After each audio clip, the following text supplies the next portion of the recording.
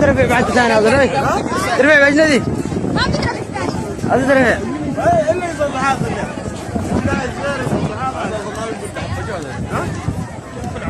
لا